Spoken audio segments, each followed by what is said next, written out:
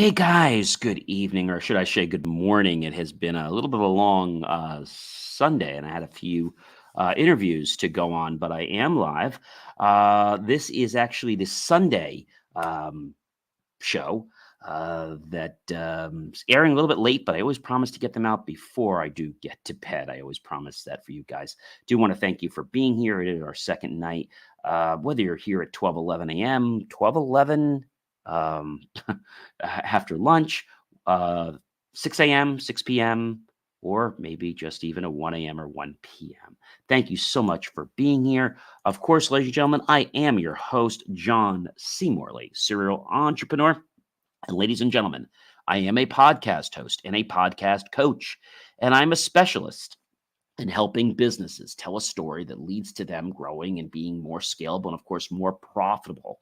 I typically do work with companies that bring in 10 million or more, and they either know their story from the core and the truth, or they want me to find out what it is. But again, it's always from the truth. It's always from the integrity. That's what it's about. Let's get right into the show because it is a little bit late, and I still have a mindful meditation to complete tonight, which will be my day 30.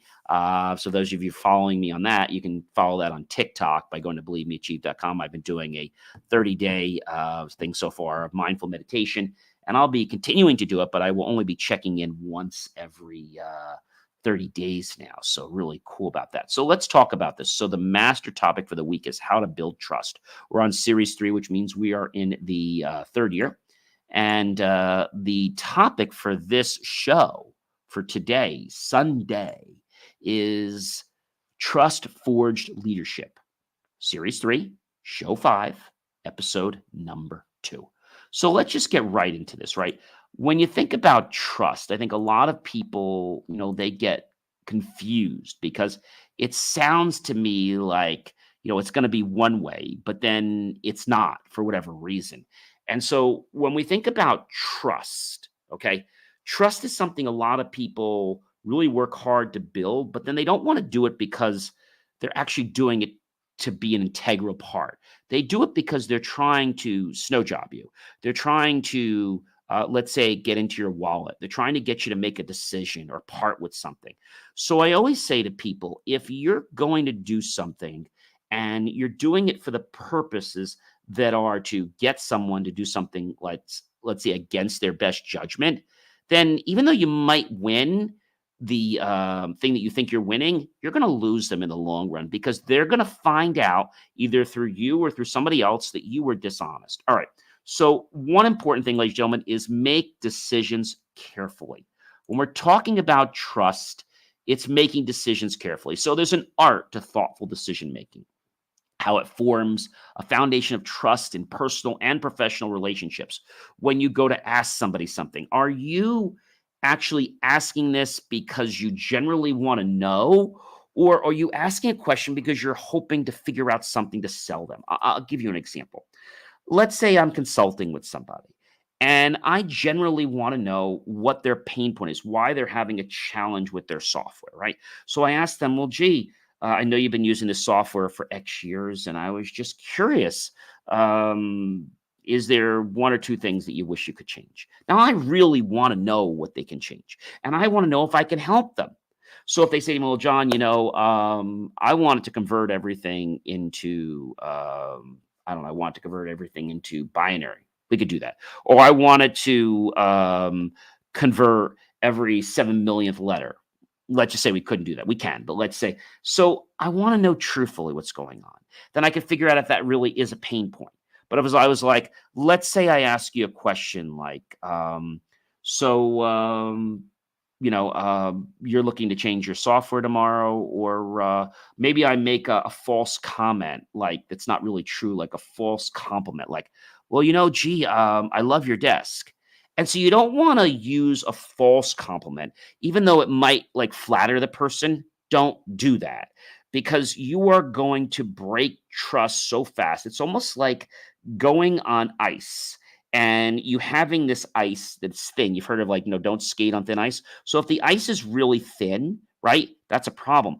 When you lie or when you try this false flattery, you're going to crack the ice. And so the next time you go on it, you are going to sink and you're not going to come back up. Okay.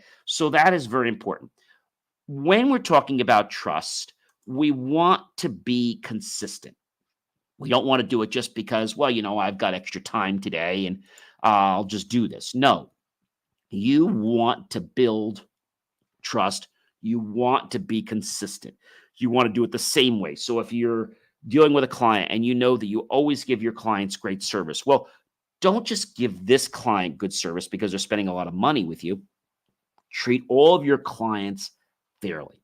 Now, the client that may be spending a little more money with you, you might give them something extra for free, but you should always give every client, whether they're spending a penny or $1 billion with you, quality service and quality respect and integrity.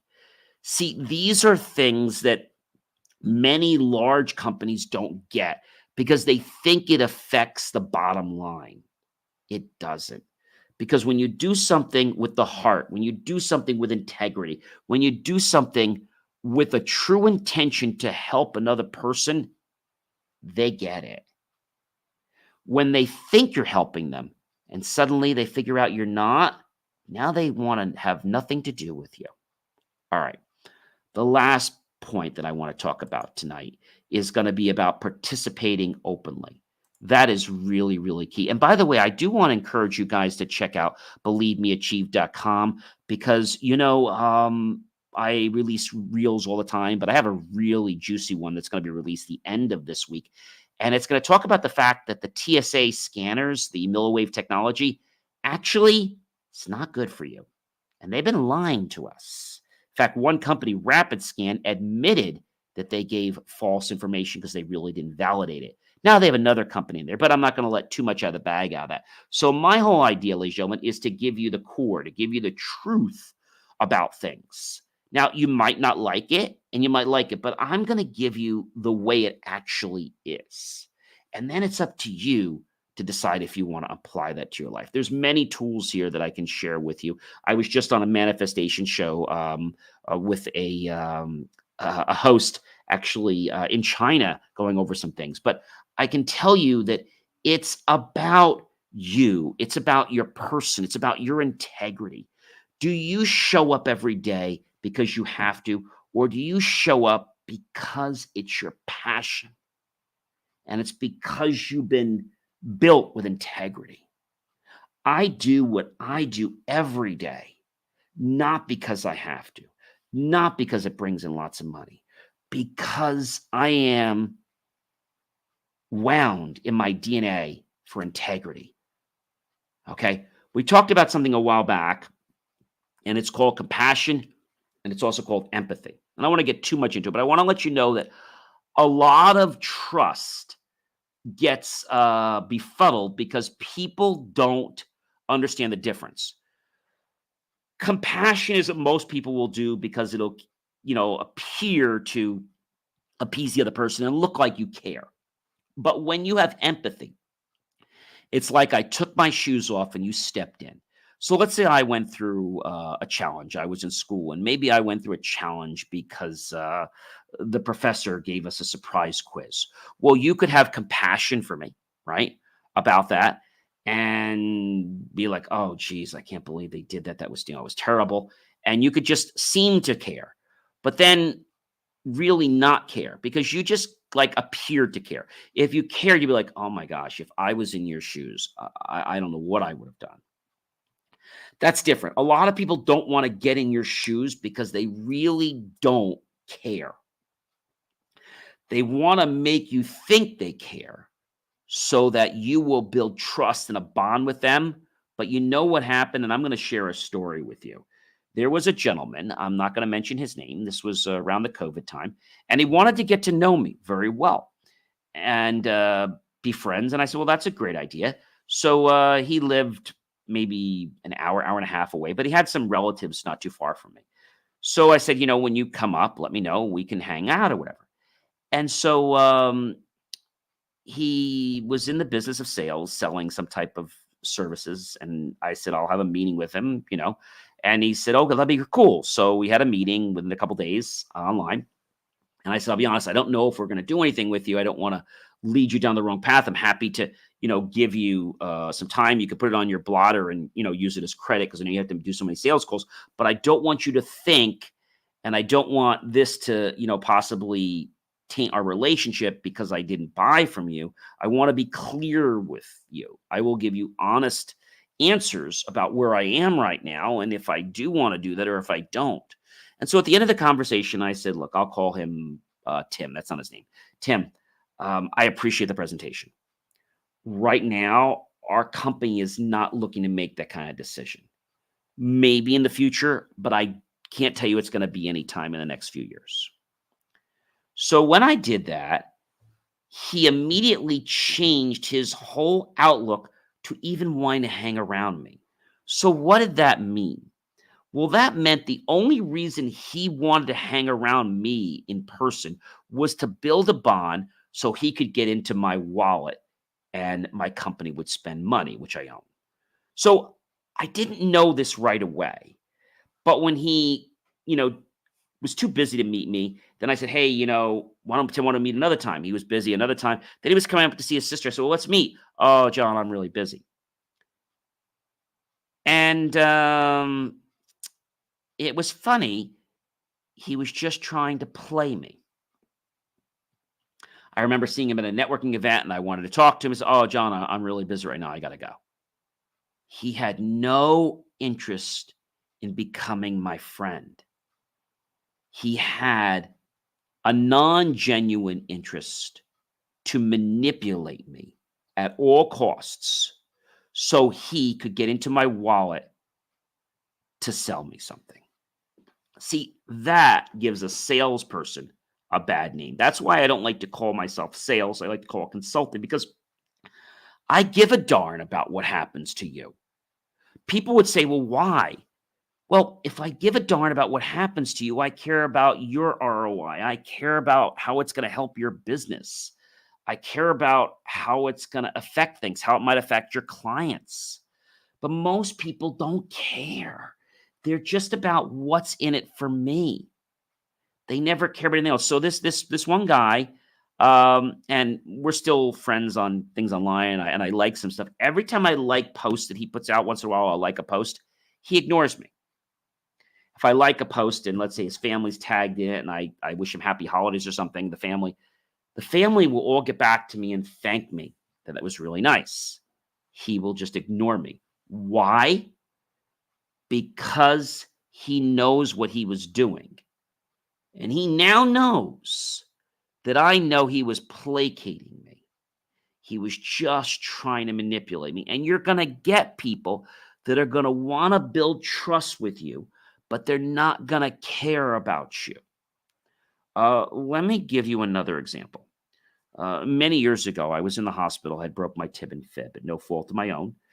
And they wanted to operate, but there was no need to operate. They didn't care about me as a person.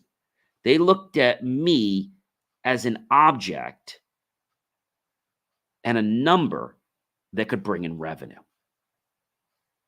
And when I had a conversation, I talked with, well, we know what's best for you. And I said to the one guy, I said, you must be trying to put a down payment on a Lamborghini or a Ferrari. And he didn't joke. He just kind of he was taken back. And what that means is that's exactly what he was doing. He knew that by putting me into a surgery for $160,000, he'd be getting half of that, and he could easily put his down payment or even buy half his Lamborghini or whatever. So that can be a big thing. And if we look at that today, the price of a Lamborghini today, they range, right? They're roughly about 212, 214, 220,000. So by putting 80,000 down, he would be able to put a good percentage down of his Lamborghini. And then, so if you took, for example, he took his car, a typical Lamborghini, let's say he got the one that was 215,000. Okay. And if he was going to do that by, let's say he was going to do that by basically dividing that by, pretty much by 30, 36 months, he'd be paying $6,000 a month. Okay. But if he did the 215,000 and then he took out my, um, basically he took out like my 80,000. Okay. That'd be 135,000. You take that by 36. I just knocked his payment down in half. So when you figure out the real reason that somebody wants something, that's important. And if you know somebody and they ask you for something, you might say, well, gee, why are you asking me that? And then they're going to be like, oh, forget it. Because then they're going to realize that you're trying to manipulate them. So my advice here is realize trust gets forged. Okay. Trust can be broken. You know, when we have iron that's hot, right? It can be easily to bend and break. When iron gets cold, it becomes very hard. So if you forge when that iron is hot and you start to get everything to connect in, that's when it's starting to like get into the shape. If you keep that trust building, it gets cold, which in a good sense, it hardens. But the minute you try to betray the trust, you know what you're doing? You're heating up that iron. And each time you heat a little more, a little more, a little more, it doesn't lose its temperature. It eventually gets to the soft point where it breaks the connection. Ladies and gentlemen, I am, John C. Morley, serial entrepreneur. It's a privilege and pleasure to be with you every single time. And if you guys do not know who I am, well, I'm a podcast host and I'm a podcast coach. And I'm a specialist in helping businesses tell a story that leads to them growing and being more scalable and, of course, more profitable. Now, I typically do work with companies that bring in 10 million or more, and they either know the story or they want me to find out what that story is. I do have to run and I have to do that mindful meditation, but check out some of my amazing content. Let me know what you think about it. Let me know the stories. Let me know how it's impacting and changing your life. I give so much information here, and I know there's something for everybody. So I hope that you'll find something that really will inspire you to become just a little bit better than you are right now. Enjoy the rest of your evening, everyone, and I'll catch you on the next show or another one of my pieces of content.